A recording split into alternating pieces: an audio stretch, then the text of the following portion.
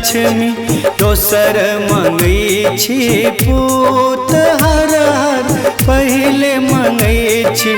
अन्न धन लक्ष्मी दोसर मंगै छी पूत तेसर मंगै छी निर्मल काया तेसर मंगै छी निर्मल काया चारिम मंगै छी रूप हम आनंदे रहबैयो हम आनंदे रहबैयो बम भोला के दरबार हम आनंदे रहबैयो।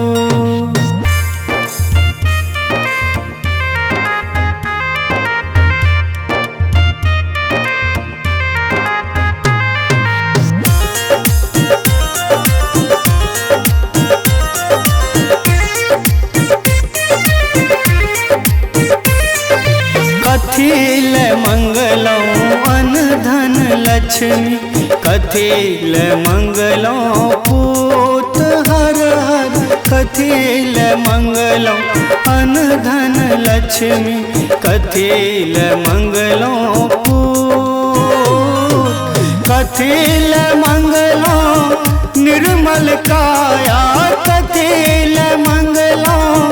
निर्मल काया कथिल मंगलों रूप हम आनंदे रहबैयो हम आनंदे रहबैयो बम भोला के दरबार हम आनंदे रहबैयो।